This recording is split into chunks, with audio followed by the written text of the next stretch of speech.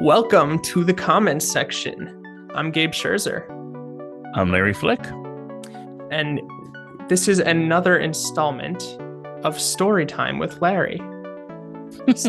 Short segments that we are releasing while we are on break, eating and drinking and not working.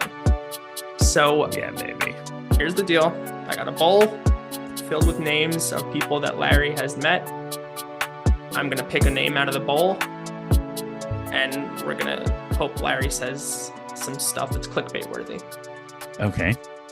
I'll do my best. Here we go. Oh, I don't know if I've asked you about this one. Okay. Cher. Cher. Oh my God. I love Cher. I've met Cher a few times. The first time actually has several encounters with Cher. The first time was when she recorded a song that turned out to be a pretty big hit called No, actually, no. Let me rewind that. The first time I met her was when she recorded Believe. I was the dance music editor at Billboard magazine at the time, and her publicist was one of my dear friends and mentors, Liz Rosenberg. And Liz said, I see magic. You two are going to love each other. We got together, and it was a disaster. It was a disaster because Cher What had happened? just been in an interview where someone was really mean to her. And so she was in a really foul mood, and she took it out on me. Oh And no. it went so poorly that I cut the interview short, called Liz, and said, I'm going to go and throw all my Cher records out because she was just so horrible. And I can't believe this happened. And she said, no. I'm sure it's fine. And about a week later, she called and said, oh, she wants to apologize because she was having a really bad day. And she had really had a really bad interview with you. We were doing phoners that day, and she wants, when the next record comes, she's going to want another shot with you. And I'm like, we'll see.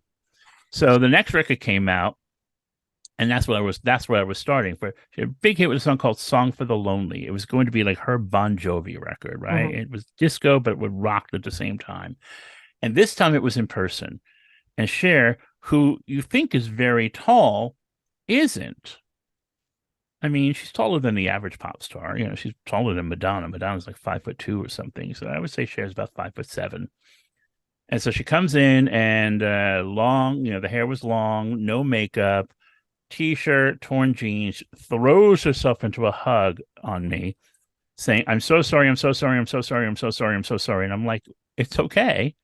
And she explained that someone was really being horrible to her.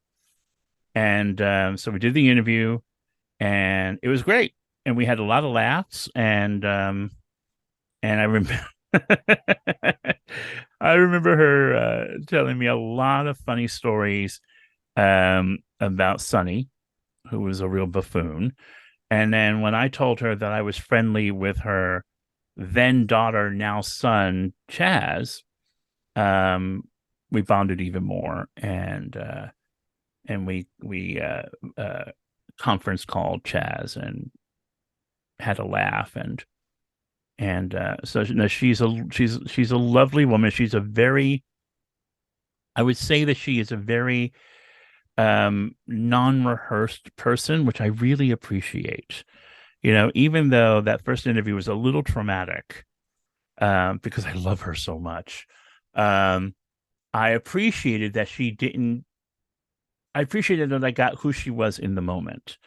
And I was also appreciative of the fact that I got a chance for us to talk and for me to say to her, you devastated me. And she just, she felt appropriately like shit.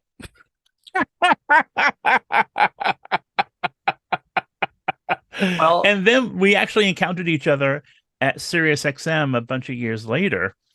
And the wonderful thing was, I never assume people remember me.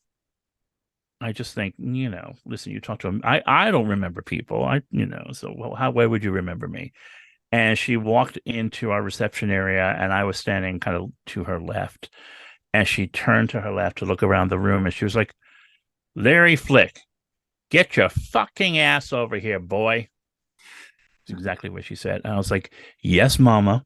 and we had a hug. We had a giggle. We had a hug. We took a picture together, and oh my God, I love Cher, and it was terrible first experience. Loved the redo. He loved even more just the hug in the hall. So yeah, that's Cher. Amazing. I I like how you don't just meet people. It's like some shit has to go down. Well, yeah, it kind of works that way in the business, and it kind of works. I'm also a magnet for crap. It's almost like you like the drama. Who, me? I don't know what you're talking about.